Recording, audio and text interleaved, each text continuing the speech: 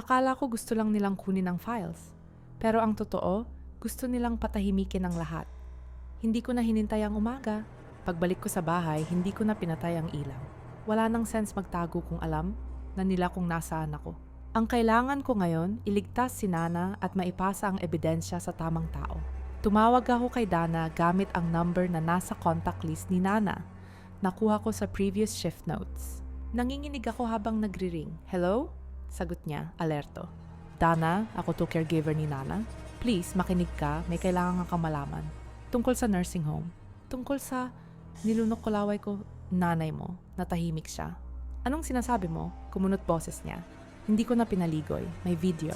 May proof. May ginagawa si Sir Alvin. May staff na bayad. At ang anak ko, si Lucas, namatay dahil dito. Narinig ko ang paghinga niya, biglang bumigat. Send mo, sabi niya, nanginginig ang boses. Send mo sa akin ngayon. Hindi pwede sa normal na chat, sagot ko.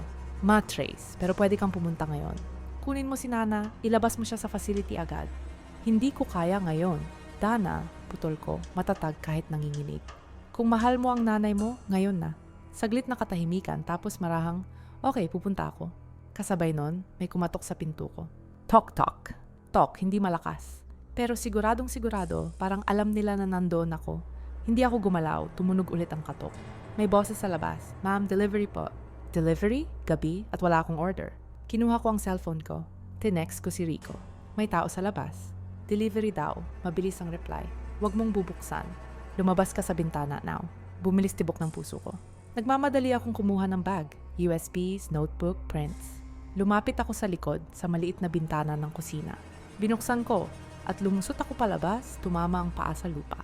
Habang tumatakbo ako papuntang kanto, narinig ko ang pinto kong binuksan sa loob. May yabag na lumabas, dyan siya, sigaw. Hindi ko alam saan ako pupunta.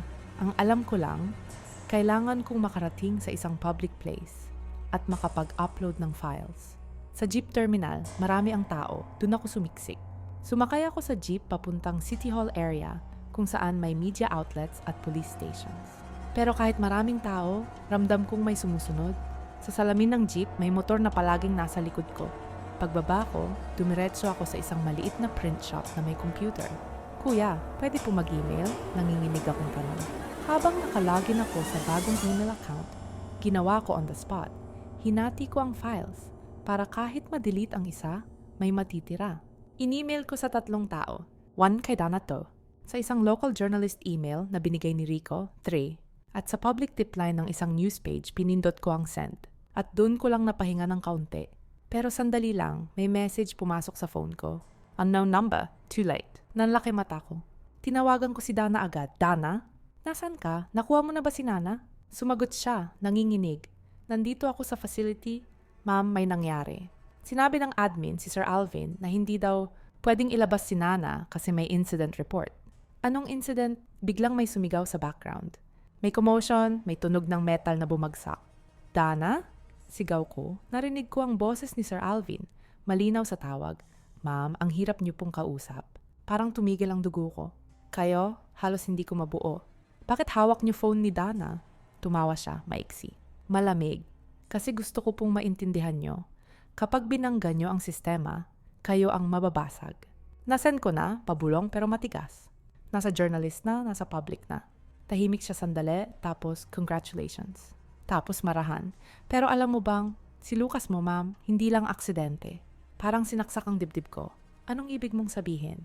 May pinili siyang maging bayani, sabi ni Alvin, parang proud pa. At kapag may bayani, may kapalit. Biglang may tunog ng pag-iyak sa background, boses ni Dana. Please, iyak niya. Please, tama na. Kumapit ako sa cellphone, nanginginig.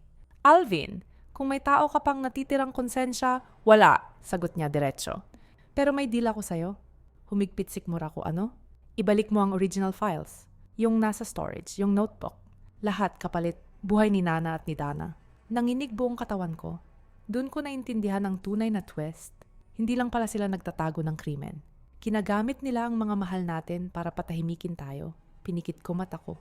Pero sa gitna ng takot, may isang bagay na malinaw. Kung susuko ako, wala nang hustisya si Lucas. Kung lalaban ako, may buhay na nakataya.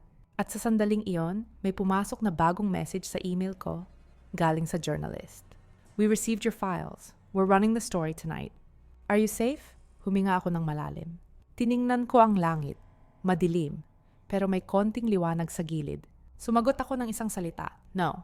At habang naglalakad ako papunta sa pinakamalapit na police station, alam kong ang susunod na kabanata ng buhay ko, hindi na storya lang, ito na ang laban.